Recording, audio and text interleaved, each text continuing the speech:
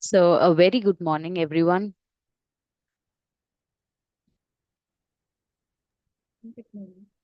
Yeah, good morning. So, myself, Ashwini, I'm going to give you a brief idea regarding what is cybersecurity and what are the career fields and what is the growth in cybersecurity. I have experience of almost 8 years in cybersecurity. I've been working in different domains in cybersecurity, so I have good private knowledge and I could help you in anything regarding cybersecurity. So I'll just share my screen and let me know if you have any disturbances or anything while we are having the call.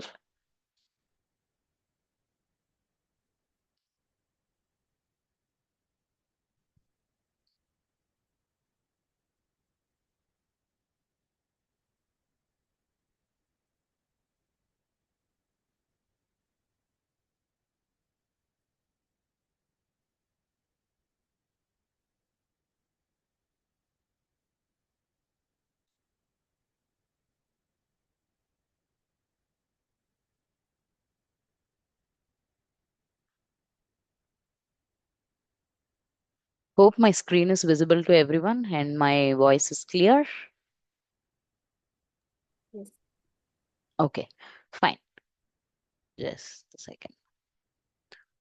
So I wanted to have a session interactive so that people would listen and be attentive because it's a very early morning. You might be sleepy or drowsy, something like that.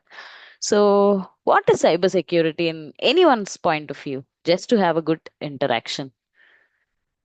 I need at least one or two answers.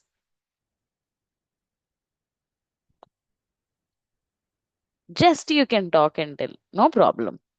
Like, what is your perspective on cybersecurity?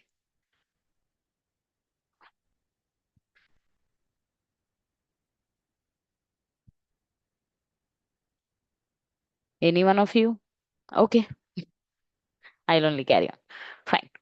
Actually, cybersecurity is nothing but a course where people do encourage nowadays because each and every organization, even your personal details, everything needs to be protected so that you'll have a successful journey in whatever you're working on or your personal life, everything.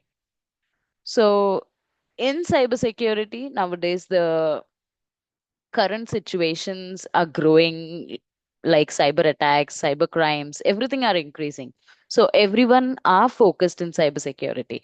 So people would be interested in learning and how to protect their organizations or devices, everything. So the cybersecurity career is getting into boom.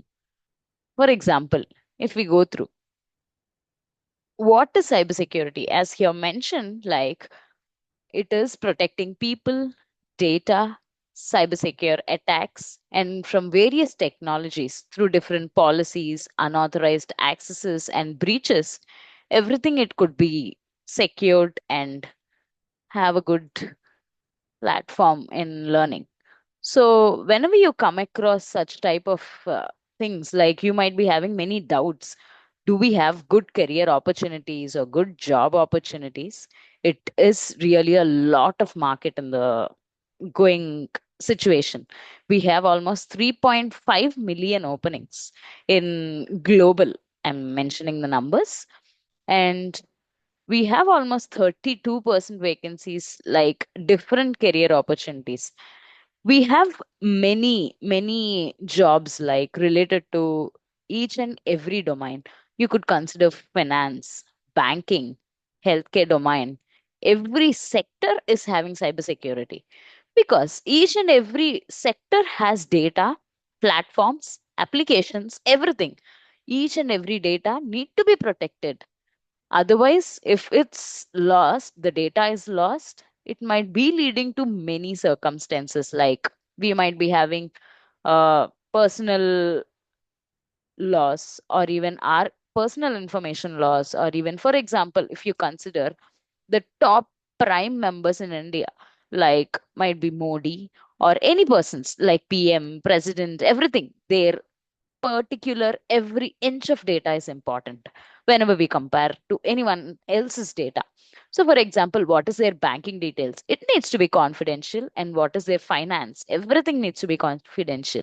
And even the healthcare means what is their health report and what are the medicines they're using, all needs to be confidential. Because when any person leaks that data, means a platform need to be maintained, right? To maintaining each and everyone's data. For example, if you go to a hospital, a patient's records, they would be maintaining in a tool or a machine or some platform. So, if that is not maintained particularly or maintained with the perfect security, then the data loss might happen, and many people might be having information loss, and we might be going through any different cyber attackers, any problems we might be facing, like any attackers might be misusing that data and doing it for other purposes. Those would lead to many conceptual views. So, due to that, the cybersecurity career is important in each and every domain and each and every sector of opportunities. And we have different domains in cybersecurity. Like, for example, if you consider technical security, in technical security, we have network security, application security, cloud security, all those different domains. For example, what do we consider as network security? Network security is nothing but, for example, to maintain a tool or an organization or any platform, we need some IPs. All the network setup need to be done. For that also, cybersecurity has a role. Like that is called by maintaining firewalls, we need to maintain different proxies and firewall tools. At that firewall level, we need to give different rules, like what are the malicious IPs that needs not to be communicated into the organization. We need to block such malicious IPs, and we need to block different malicious URLs whenever we get something in the firewall level or proxy level. And the maintenance of firewalls, based on, maybe many people might not be having idea if they are not into cybersecurity, we have different domains like IPS, that is nothing but intrusion prevention services. IDS is nothing but intrusion detection services. We have different domains in network security and again in application security. Like, for example, you have if each and every person use different types of applications. For example, WhatsApp, just a common man's use, like uh, Instagram or LinkedIn. Every platform has cybersecurity because their applications need to be secure with the latest threats by not having any attacks on the respective applications. And cloud security. Nowadays, we are having many cloud platforms like AWS and different platforms, Azure, all those, which are helpful for storing data and using it on cloud premises. Even those need to be secure. At that particular level, also, we need security. So each and every domain has security a major role. And security engineering team is similar to like a firewall team or IT setup team. Also, the networking setup, everything comes under engineering team. Those are all called as technical security teams, which we have come across. And now we have operational security teams. We have like SOC team. SOC is nothing but Security Operations Center. Those will be completely working 24 by 7. Like they would be having different tools in working, like, just a second, someone messaged.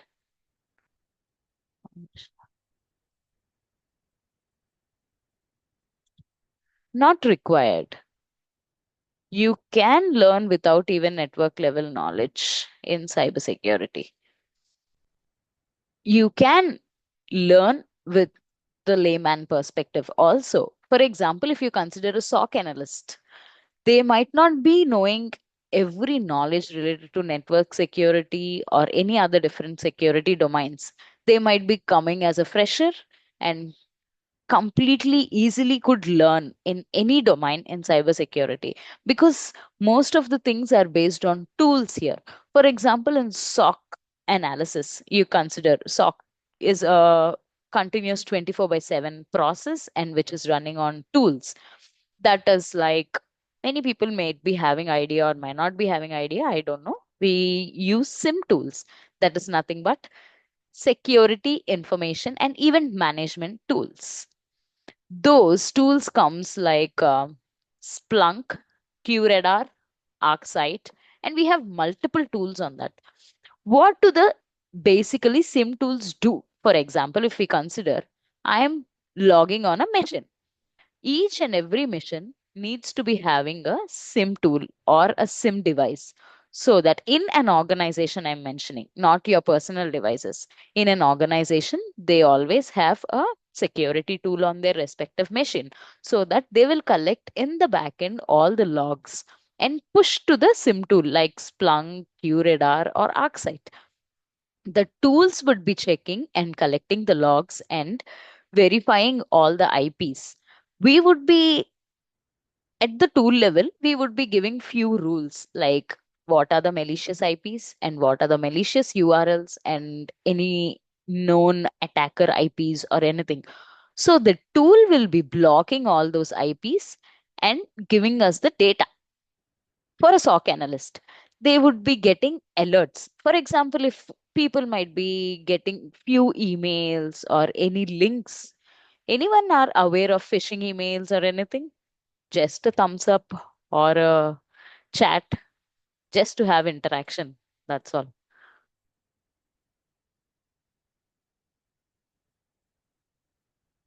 No one knows about phishing emails?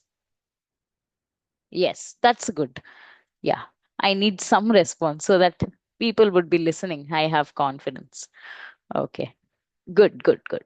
Yes, yes. Thank you. Thank you for the response. Yes. So if any person gets phishing email, people might not be aware like whether it's a phishing email or a genuine email. So they might be checking through that email and clicking some links. So they might not know, and they lead to a different malicious link, and that might lead to different circumstances. So whenever people get some phishing emails or links, they would be opening different websites. So what does a SOC analyst do now? So they will be getting all the logs of all the machines. At the SIM tool level, we would be integrating different rules. So whenever a person clicks on malicious links or clicks on IPs, the rule gets triggered and we would be getting an alert for a SOC analyst I'm mentioning.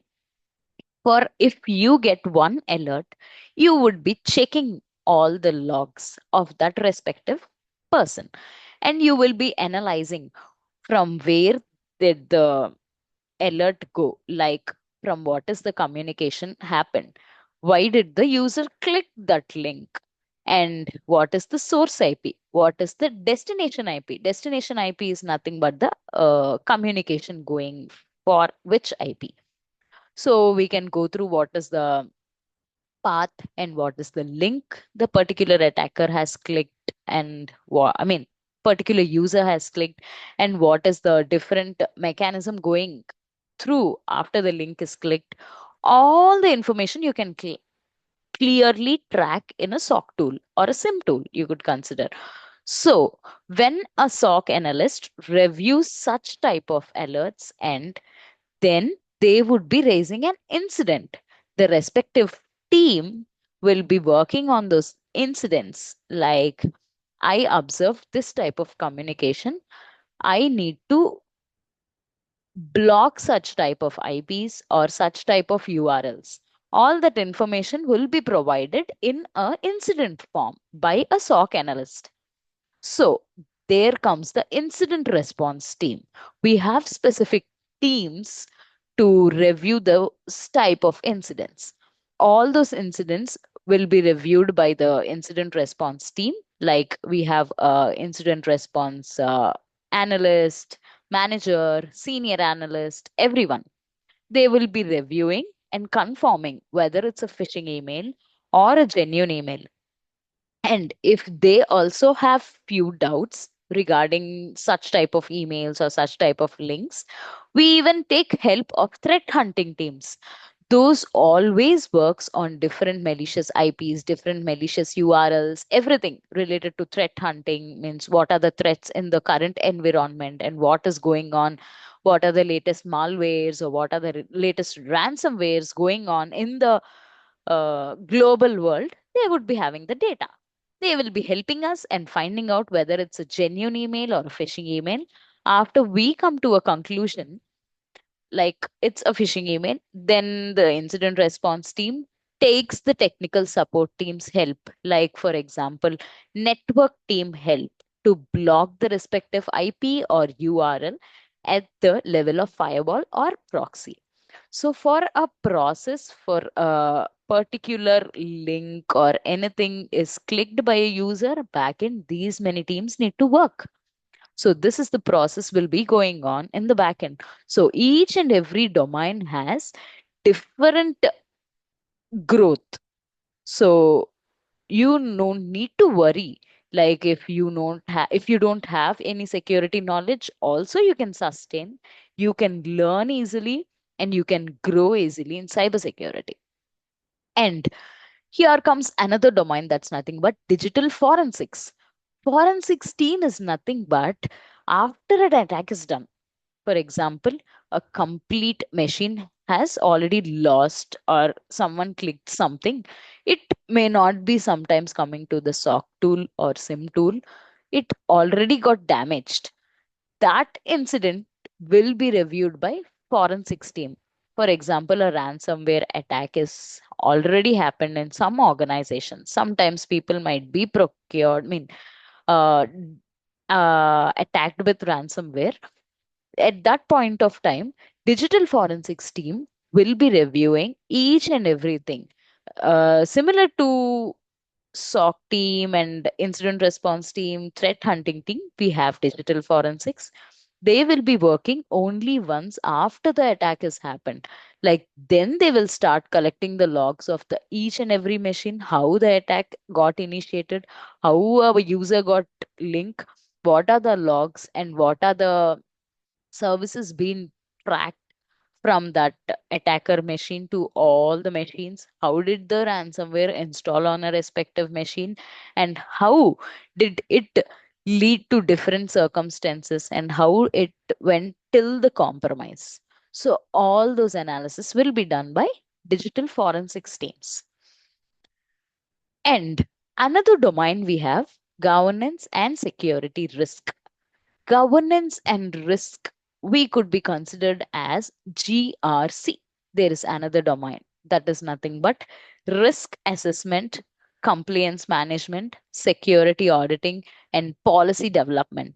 All those teams would be working for an organization to run in a country. We have different rules and regulations to be followed. For example, if you consider for an organization to run successfully in country, we have ISO 27001 is a basic law should be followed by a organization. Otherwise, you can't run in a security perspective domain in anywhere in India for whatever you are designing everything like networks, applications, everything. In the legal perspective, you need to follow ISO 27001 framework. We call it as like that. Each and every country has different set of rules. For example, if you take Europe, they follow GDPR. That is their rule. And for example, you take US, they follow HIPAA. That is a healthcare domain law which be followed by all the countries. Those are different governance risks and regulations they would be reviewing and checking whether each and every organization has been following on the respective countries or not. They will be reviewing all those details, and that team also has a specific roles, like they need to review each and security policy for all the applications. So that is a different domain. You will also be able to do GRC maybe after you have some knowledge on legal or some knowledge on any laws. If you are interested, you can learn even those. And security auditing. We have even auditing teams, like how auditing will be performed. For example, we have application security team. They are continuously doing their work, daily tasks, everything. So who will check whether they are following all the rules or not? Who will check whether they are all doing it perfectly correct or not? The auditing team will be reviewing, maybe depends on the company's perspective, like it might be happening in yearly ones or bi-yearly or quarterly ones, depends on the company's perspective. We can't define how the auditing team will be working on the respective applications or any teams.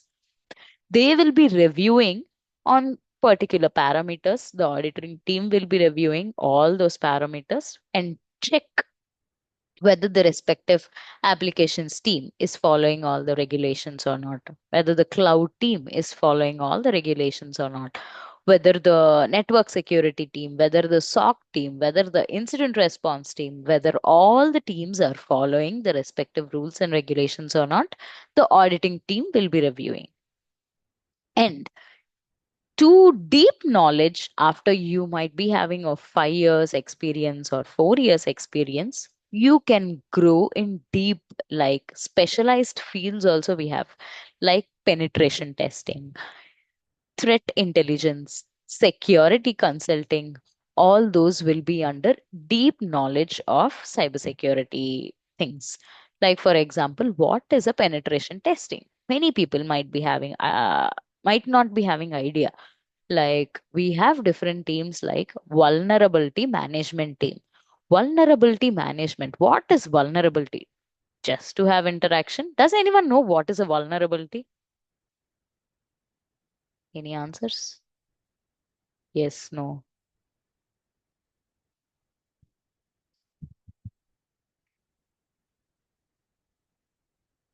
Okay, I only tell. Vulnerability is nothing but what, for example, each and every machine will be getting different updates. Like your machine is getting your Windows latest software is coming, kindly update your machine. Some people would be neglecting it easily. Just who will do all that? Just leave it for later. We can continue our work. We can do our casual things. Later we can update. So whenever you leave those updates pending, so all the updates which we get on applications or the machines or the whatever you're working on, those updates will be updated with the latest software and latest security perspectives. If you are not updating those, you will be under a back step. Like you are giving loophole to an attacker to try to get access through a weakness to a machine or to an application or to a anything. You are giving a loophole. That is called as vulnerability. A loophole is being given to an attacker to directly access your machine or your application or whatever you're working on. That is a meaning of vulnerability. So we have specific teams on vulnerability management also. Like in an organization, we have hundreds and thousands of machines. People may not be having more concentration on all the updates are being done on the machine or not, and whether it's the applications are running in the latest versions or not. We have specific team working on those. We would be tracking all those applications, whether all the users are running with the latest updated applications, and check whether all those applications are up to date. If those are not up to date, how do a person means how do a vulnerability management team know that all these systems are having vulnerabilities? That is a common question, right? For knowing that, we have different tools like Nessus, Qualys. Those tools we would be integrating at the firewall level or a proxy level. You would be gathering all the assets information data. And when a scan is initiated, we need to schedule scans for all the machines. You will be getting a scan report after a scanning is done. In the organization, we have set of teams into categorizations. Each time you could schedule scan for different teams and collect the reports. After you get the reports, you need to sort, like these particular applications are being updated in the lower version or not up to the date. Those all will be having different vulnerabilities, and we would be connecting with the vulnerabilities team and trying to, I mean, vulnerabilities team will be connecting with the different users and trying to rectify all those updates. And if you have still, I mean, doubts on vulnerabilities, we can discuss in our later sessions or anything. And the extension of vulnerability management team is nothing but penetration testing team. So if a person is having knowledge on vulnerabilities 1 to 2 years, they could be working on penetration testing. Like they will be testing whether all the machines are being updated or not, like an outsider, not from the inside of the company. They might be testing, like, I mean, they are paid by the company itself just to create a awareness, like your machine is not working fine or your machine is not perfectly good. After, you could do a penetration testing and gather all the information of the assets and push it to the vulnerability management team and say that you have not done your work correctly. We have found many devices like this. You need to do something perfect. Like that, penetration testing team will be aligned with the vulnerability management team. So these are the multiple domains. In deep, we can go. Just a second. Yes. As we already discussed about SOC analysis, as I've already told, we have different SIM tools, everything in a SOC team, and how it works like 24 by 7. Like a security team, security operations center mostly works 24 by 7. Like you might be getting doubts how a person would be working for 24 by 7. In some organizations, each and every country gets distributed. Like, for example, in India timing, Indian time zone, few work will be done by Indian people. Then, what were the updates? They need to pass it to the next time zone people. Like for Europe, Europe works from afternoon, then they can update with the Europe people. After the Europe, US people works. Like that, we have different countries. And in some organizations, people may not be working on the countries based. People might be doing shifts. Like, for example, morning 7 to 4. Some people might be working. For example, we have a team of 50 people, 10 members come in the morning. Yes, exactly. I think Sushma has idea on this shift handovers and shift process. That's good, Sushma. So each and every shift handover would be done.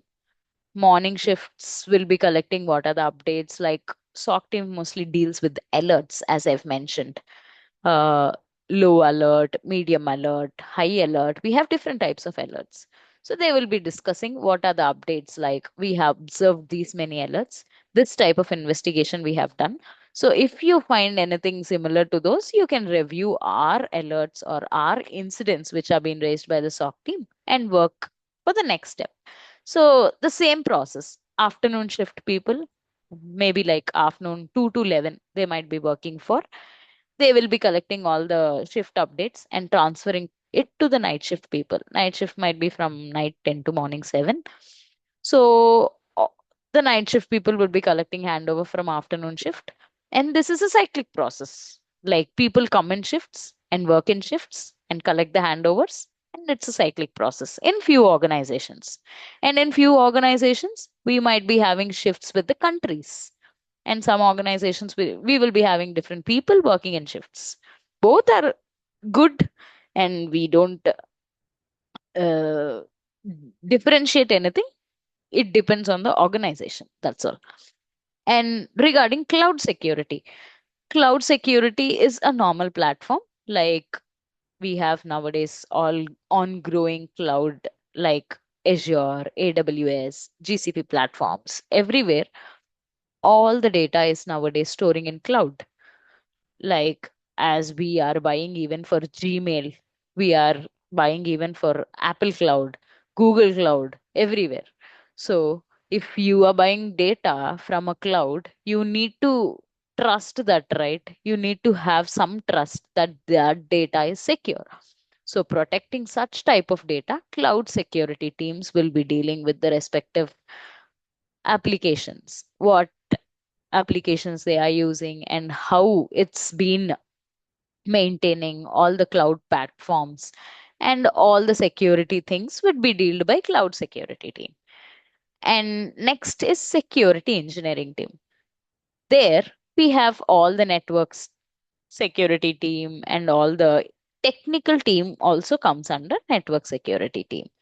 We might be having, for example, as I've mentioned, SOC team deals with different SIM tools. SIM tools, for example, consider one SIM tool, QRadar, one SIM tool it is. So, to have a QRadar, you need to integrate that respective tool on the machine. So, that integration would be done by SIM tools, I mean, done by SOC team with the help of security engineering team. They would be asking for help. We have any issues while integrating a respective tool on a machine. Security team, security engineering team would be like technical support. They would be reviewing if you have any issue while integrating a tool on a machine, or if you have any issue while pulling logs, or if you are not receiving some logs from a particular machine. All those could be done in a deep level by a security engineer. Even for example, if you are setting an office in a particular floor, you need to have LAN connections, you need to have switch, you need to have hub, everything need to be set up. All those setup would be done by a network engineer or a security engineering team. And for all those, you need to be connected in a single LAN, and all those need to report to a particular hub. The data need to be transferred internally between those machines, and those all need to be representing an organization. The labeling of the machine should be done, and each machine should be given an IP address. All those type of work will be done by security engineering team. Next. And next domain is nothing but GRC analysis. As we have discussed earlier, like each and every organization, each and every country will be having different rules, set of rules, laws, rules and regulations. As I've mentioned, for example, US follows HIPAA. Means, for example, take an organization. It is running in 100 plus countries. Maybe, for example, you consider LinkedIn. LinkedIn is running in all multiple countries, all multiple locations, multiple countries. For running it successfully, they have offices in different organizations, I mean, different countries. So, for example, they run in India. They need to follow ISO 27001. That is the basic law. If they are running in US, they need to follow HIPAA. And if they are running in Europe, they need to follow GDPR. Like that, each and every country has each and every regulation. So for a organization running in each and every country, they need to follow each and every country's rules in their particular location. Otherwise, a company or anything can't sustain. They might be having legal issues or law issues, regulations issues. They can't sustain in the market, and they can't sustain successfully. So, GRC also has a lot of demand in the outside market, because new companies require GRC knowledge employees, and they need to have the rules and regulations to follow by the government. to run our organization successfully. So that is also a growing domain I could consider and I could tell it. And security consulting, like for example, we have already discussed regarding incident response team. For incident response teams, they will be having different under classifications. Like a incident is being raised by a SOC team. For example, they found something malicious and they raised an incident. After an incident is raised, while they raised an incident only, the SOC team will be knowing whether it's a high priority alert, a medium priority alert, or a low priority alert. So they will be mentioning in the incident. So each and every incident will be having a different plan. For example, a low incident, it can be reviewed within 2 to 3 days. It's a low priority. And if it's a medium incident, it need to be reviewed by within 24 hours, like that. If it's a high alert, high incident, then it needs to be reviewed within 5 to 10 hours. Like that, the different classification plans, all those differentiations could be done by security consulting teams. That is a different domain under the classifications, the plans, and what are the policies and different things they would be helping us. And forensics teams, as if you observe, nowadays we are having many attacks going on in the different organizations or anywhere. Even a person might be prone to attack. For example, you might be getting a spam call like, you got a courier from US, kindly share your OTP. People might be feeling like, oh, I got a courier from US, it's so great, so I'll just give the OTP and collect the parcel. They would not know that is a scam or a spam, something. So always be aware while unknown parcels or unknown calls or unknown emails. Everything is dangerous nowadays. So the particular person gave the OTP. After they given the OTP, they might be having access on your phone and they might lead to your uh, bank account access and might be transferring all the amount or also collect all the information like photos, files, everything, your personal data, and they might be blackmailing you, like give some money. Otherwise, we would be revealing all your photos in a social media, or they might lead to many things. Those are all called as different scams or attacks or anything. So, if a person is prone to that attack, suppose one X already had given the OTP and all this happened, like all this bank account money got transferred to a attacker account, then the forensics team come. Like, when you watch in movies, if you observe something, a crime has happened, a murder is done, then the forensics team come and investigate how the attacker came, how did he did the murder.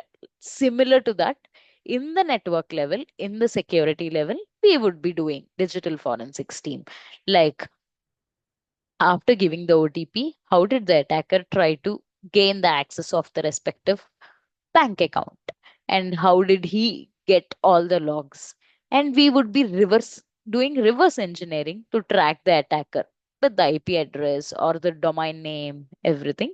And if the attacker is found, then they would be following all the criminal laws and they would be arrested and the person would be getting the money.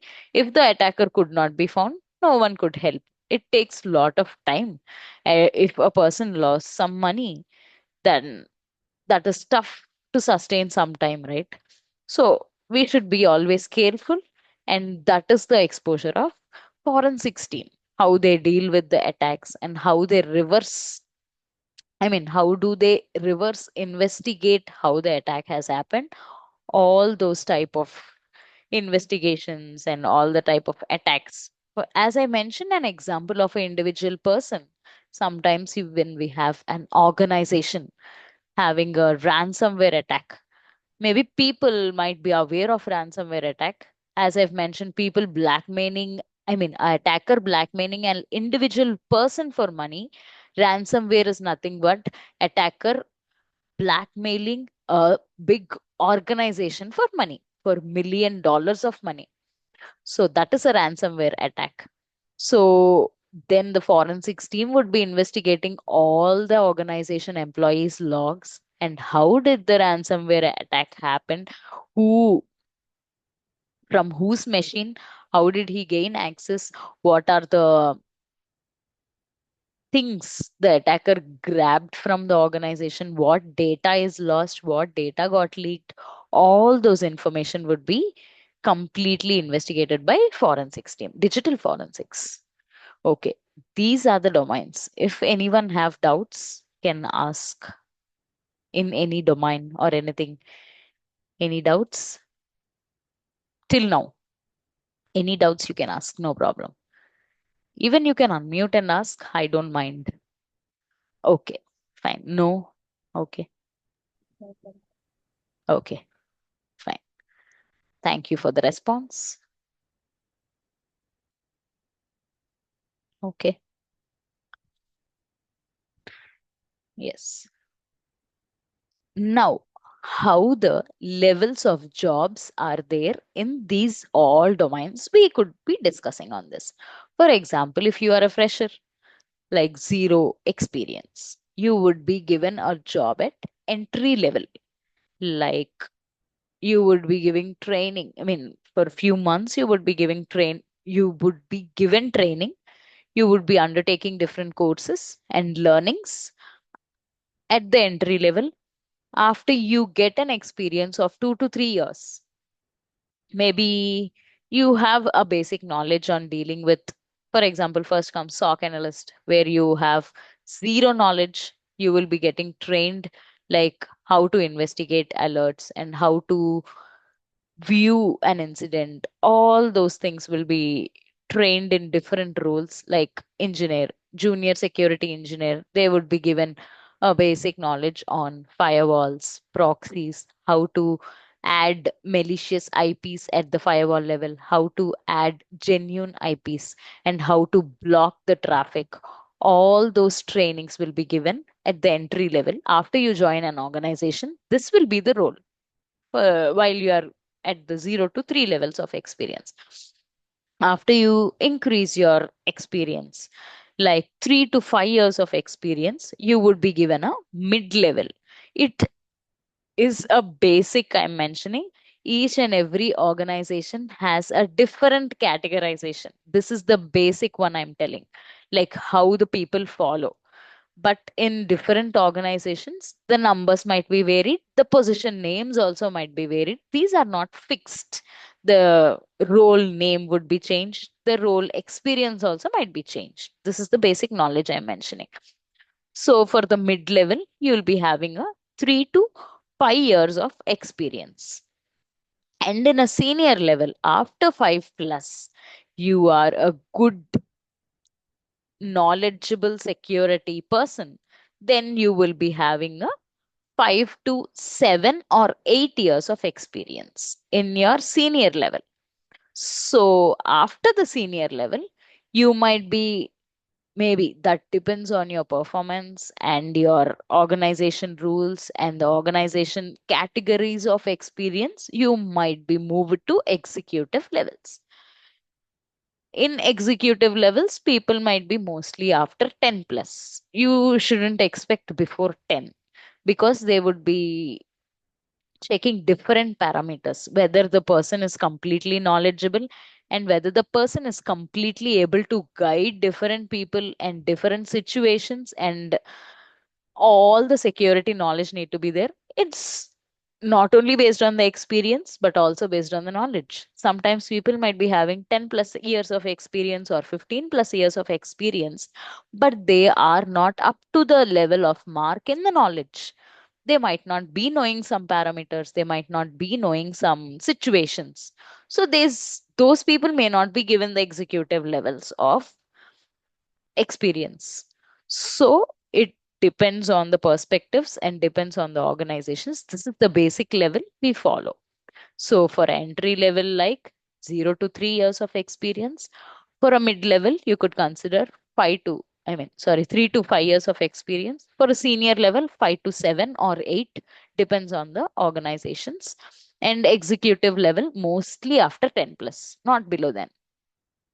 So these are the career categorizations whenever you enter into an organization with 0 level or 3 level or a 5 level or a 10 level experiences. Okay. And now comes the different levels of categorizations and salary ranges. The top one, that is nothing but the CISO level. As I've mentioned, the last one, executive level. Here it's there, right? Executive level. The top one is CISO. We call them as CISO. CISO is nothing but Chief Information Security Officer. For an organization, anything or everything, whatever comes to a organization, everything regarding security perspective will be dealt by CISO. He's nothing but Chief Information Security Officer. In a Chief Information Security Officer, he is a one person. He has under almost 10 to 12 teams under him. He need to manage all the 10 to 12 teams directors, 10 to 12 teams managers, and 10 to 12 teams employees. All the entry level, mid level, senior level, everyone he needs to manage. And he needs to have that much knowledge on the security level also. Easily, a person can't be a CISO. It needs a lot of groundwork, lot of experience, and lot of knowledge also. So that is the top prior person. And next level would be a security architect. A security architect is nothing but a person is having knowledge on a complete security, like designing an organization, completely making into functionality and making the employees work and giving access to each and every person to the different respective tools. All those would become come under security architect roles. And incident responders, like as we have already discussed, we have different incidents being raised and different incident teams would be working. All those would be considered as different responders. This is the different roles, like cybersecurity engineer. Those would be working as even SOC analysts might be cybersecurity engineers. Network analyst also would be cybersecurity engineer. Depends on the different role they give by the organization. These would be the salary packages, like a security analyst may be coming under 0 to 10. That might be even 3 to 5 at the initial level of stages. If a security consultant, like this would be the salary packages of each and every role from 0 to up to the last max of security level of experience. This. And based on the locations and market level values, your demand would be increasing. And if you do, after some years of experience, after you gain some knowledge, you can add some weightage to your profile by doing some certifications. All those also have weightage on your respective profiles, and those would be increasing some point of money. Some salary increments would be done based on the certifications also. And some people might be doing like that. Like some might be completing a certification. How did they complete? No one knows. No one have idea.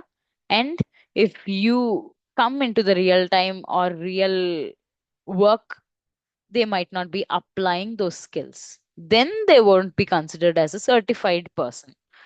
If you have a certificate, that's not worth it. Maybe the initial stages it would be okay. Like when you are having 5 years of experience, you have completed some sort of certification like ethical hacking or anything.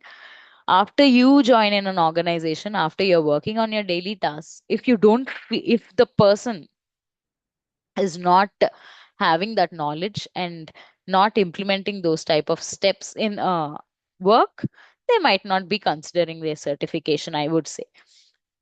So you should be working on the certifications once you have good knowledge, and always do applying those knowledge in your daily work. Then only you can succeed. So any doubts till now? Any queries?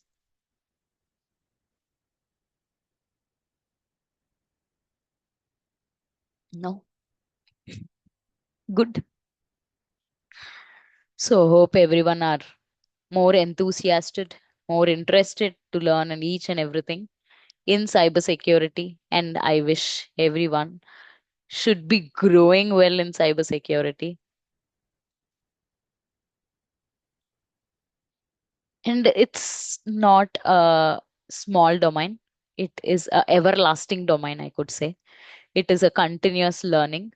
You should be learning. You should be growing every day.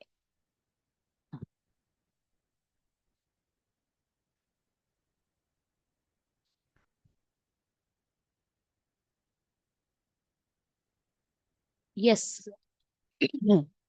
Now we have different job openings also, even in the entry level. After you have a basic knowledge, after you get some basic knowledge, you could be having different job openings or job roles. Basically, the freshers would not be considered in any organization right now after you have some knowledge or basic knowledge, because in the interviews also, even for freshers, they are testing whether you have basic knowledge on cybersecurity, what is a firewall, what is a proxy, all those basic questions they might be asking. And after you tell them clearly, and if they understand that these people are open minded to learning, they would be considering it easily. And you will be having multiple opportunities even in different companies, like service based companies like TCS, Infosys, Wipro, Capgemini, Cognizant, everywhere. Uh, Primary level organizations, you'll be having a different openings, and many job openings are coming, even in good product based companies also. Product based companies like Google, Microsoft, Amazon, everywhere you'd be having cybersecurity roles. And many job openings are being created because each and every organization needs cybersecurity employees. And whenever you have some skills, people will be interested to take into the organization and will be having a good career as per your perspective and the company perspective. You would be having a good role. Excuse me. And they would be suggesting you the domains and how you need to help the company to grow and how you need to protect the company.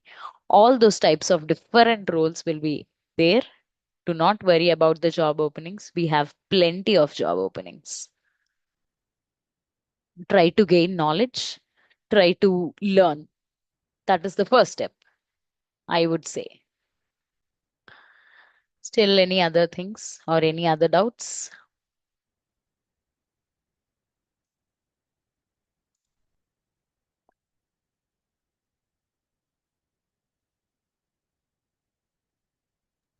What exactly you're going to teach further, like basics of cybersecurity, or you're going to target on SOC or anything, any particular domain? Yeah, sure, sure. I'll share the curriculum. 1 minute.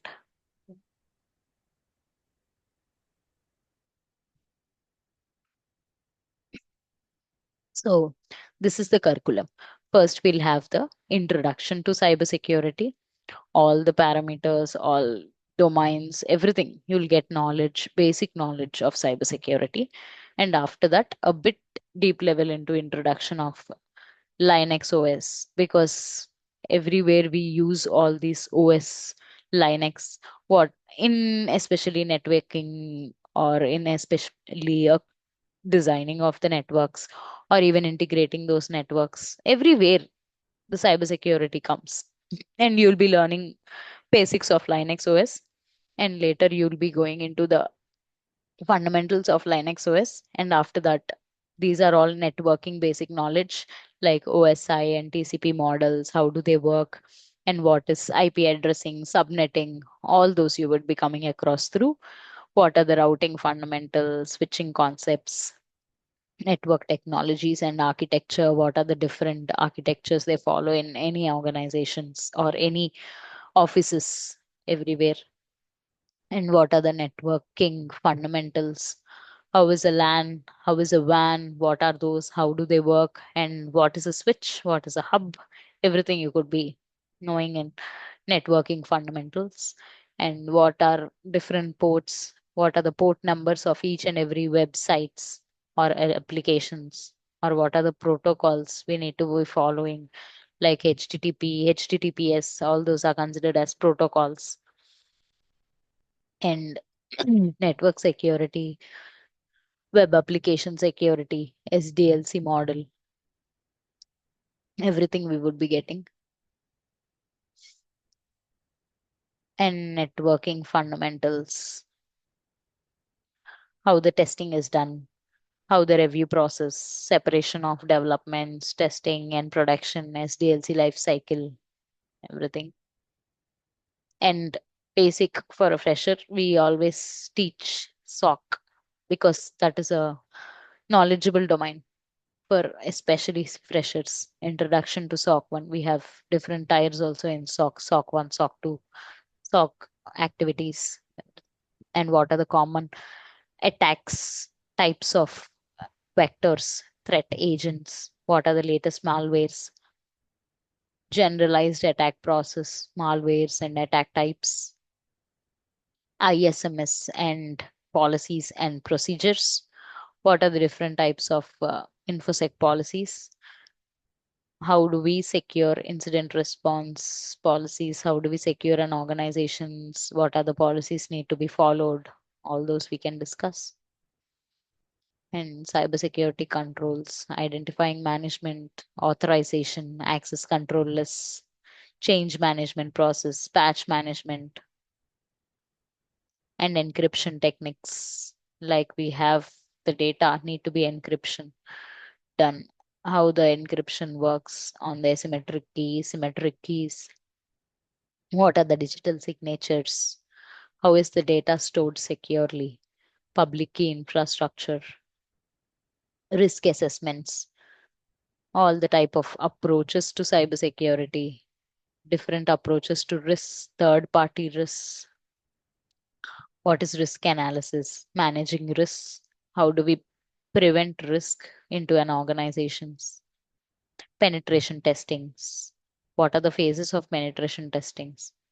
And OS hardening, file systems permissions, what are the levels of permissions need to be given to a user and what needs to be restricted, virtualization, specialized systems, web security, web application security, OWASP top 10 vulnerabilities,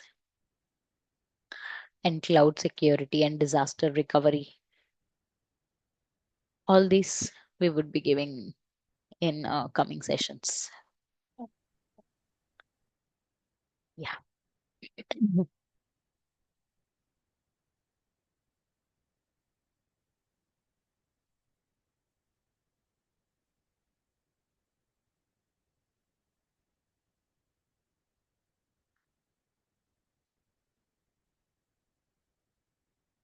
Still any other doubts? Any one of you?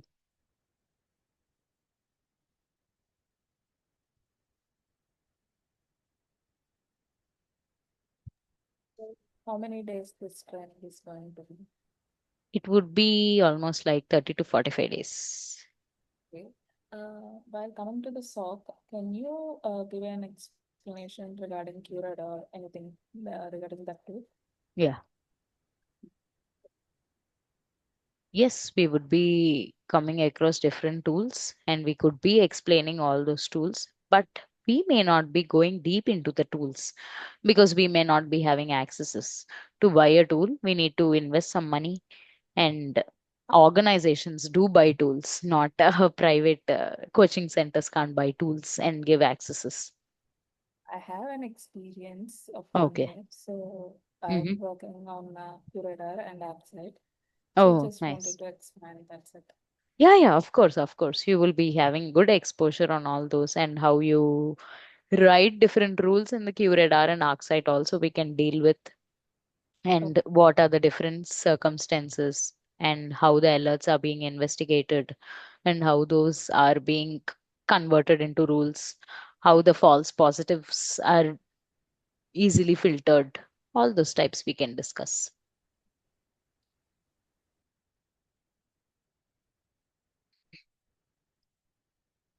Still, any other questions by any one of you?